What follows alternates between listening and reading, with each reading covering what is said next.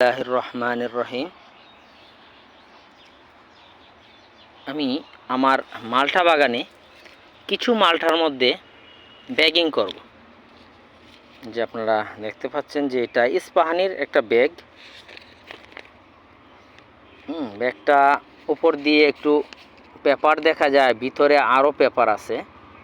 যে মোট 4 পরত, 4 পরতের পেপার দিয়ে তৈরি করা। আমি জানি না ব্যাগটা কীরকম।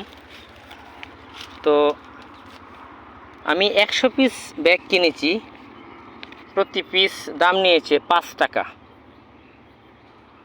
আমার কাছে বেশি মনে হয়েছে দামটা, যাই হোক। তো আমি 100 পিস ব্যাগিং করব। আমার এই মালটার সাইজগুলো মাশাল্লাহ অনেক বড় বড়। 250-300 গ্রাম হবে হয়তো এক পিস ওজন।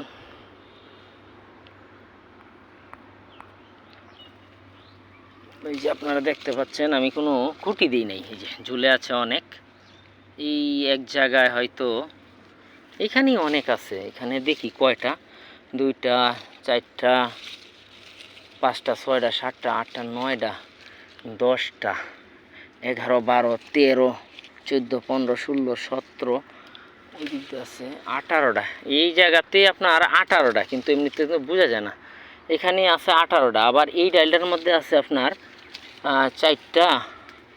আর এখান দিয়ে এই যে ইয়া গাছের মধ্যে বাইকে আছে, তো অনেক বড়। কিন্তু এই যে একটা মালটা কিন্তু 300-400 গ্রাম ওজন হবে, বুঝছেন? তো এখানে আছে 3 4 5, 5টা, আর এখানে আছে 4টা।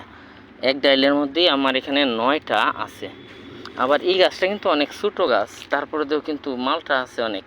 যদিও আমার মালটাগুলি ঝরে গিয়েছিল, তারপরেও মাশাল্লাহ অনেক মালটা কিন্তু এই যে গাছে কিন্তু ঝুলে আছে। ওই যে পিছন পর্যন্ত কিন্তু দেখা যায়।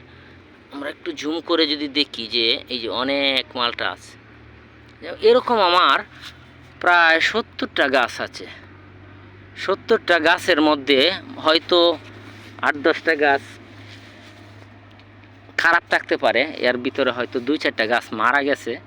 বাকি গাছগুলি কিন্তু ভালো এবং মোটামুটি ভালো ফলন এসেছে এই বছর। গত বছর আমরা অল্প কিছু বিক্রি করেছিলাম, বাকিগুলো আমরা খেয়ে ফেলেছি। যাই হোক, আমি ব্যাগিং করার উদ্দেশ্যটা হচ্ছে যে ব্যাগিং করলে কীরকম হয়। কেউ কেউ বলেছে যে ব্যাগিং করলে হলুদ হয়। তো আসলে আমি যাচাই করার জন্যই দেখতে চাচ্ছি যে আসলেই কি হলুদ হয় কিনা। তো আমার এখানে অবশ্য 70টা 70টা না 90 পিস আছে কমলার গাছ। যদিও আমি এই পর্যন্ত 3টা জাতের মধ্যে দার্জিলিং জাতটাকে আমি চয়েস করেছি, যা দার্জিলিং জাতটাই আপনার বাণিজ্যিকভাবে চাষ উপযোগ্য। অন্যগুলি যেমন ম্যান্ডারিং, এটা টক হয়, হালকা একটু মিষ্টি লাগে কিন্তু টকের অংশটা বেশি।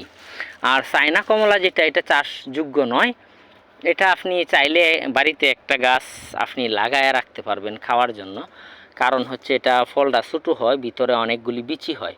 এই কারণে বাণিজ্যিকভাবে আসলে এটা কেউ কিনলে একবার দ্বিতীয়বার কিনবে না।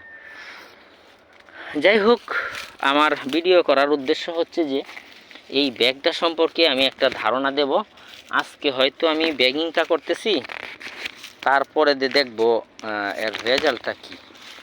এই রেজাল্টটা দেখার জন্যই কিন্তু আসলে আমি এই ব্যাগিংটা করতেছি। আপনারা অনেকেই জানেন ব্যাগিংটা কিভাবে করতে হয়।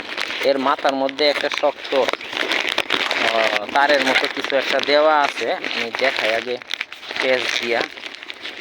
এই যে আমি একটা পেঁচ দিলাম, কিন্তু এখানে একটা পেঁচ দিলেই হয়ে যায়। এটা একটা শক্ত কিছু দেওয়া আছে, যেটা দিয়া আপনার একটা পেঁচ দিয়া রাখলে আর এটা সুইটা পড়বে না। তো আমরা মোটামুটি 40-50টার মতো ব্যাগিং ওই সাইডে করে এসেছি। আবার এখানে মনে হয় যে 50টার মতো হবে, 50-60টার মতো হবে। আমরা এগুলিও ইনশাল্লাহ ব্যাগিং করব। এরপরে রেজাল্টটা কীরকম হয় আপনাদেরকে আমি পরবর্তী ভিডিওতে যখন এটা তুলব, হয়তো 1-2 মাস পরে, 1-1.5 মাস, এখনই অনেকগুলি যে কালার চলে আসছে, এই যে দেখতে পাচ্ছেন কালার চলে আসছে। তারপরে আমি রাখবো কি মাস পর্যন্ত, সেপ্টেম্বরের শেষে অক্টোবরের শুরুতে আমি হয়তো এগুলি তোলার চেষ্টা করব। কারণ এই মালটাগুলি কিন্তু পাকলেও অনেক মিষ্টি হয়। গত বছর আমার একটা গাছের মধ্যে আমি অক্টোবরের শেষে তুলেছিলাম, এত মিষ্টি, একদম আপনার খেজুরের গুড় যেরকম মিষ্টি এরকম মিষ্টি হয়েছিল। এই কারণে আমি এইবার চিন্তা করেছি যে একটু বেশি দিন দীর্ঘদিন রাখার চেষ্টা করব ইনশাআল্লাহ।